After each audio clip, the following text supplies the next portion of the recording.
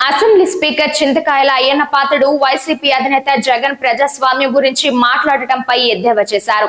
ప్రజాస్వామ్యం గురించి బయట పెద్ద పెద్ద మాటలు చెప్పే జగన్ అసెంబ్లీకి మాత్రం రారని ప్రశ్నించారు.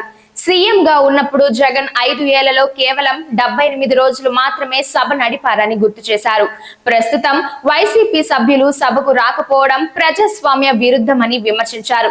ప్రతిపక్షానికి అవకాశాలు వారి సంఖ్యాబలం ఆధారంగా ఉంటాయని, ప్రశ్నోత్తరాల సమయంలో వైసీపీకి రోజుకు 2 ప్రశ్నల అవకాశం ఇస్తామని చెప్పారు.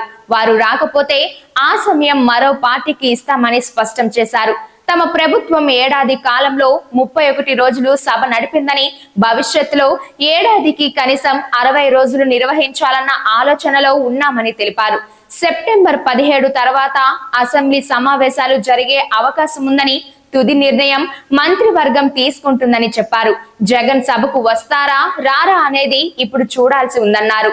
జగన్ వైఖరి మాటలకు పనులకు తేడా ఉందని అయ్యన్న పాత్రుడు వ్యాఖ్యానించారు.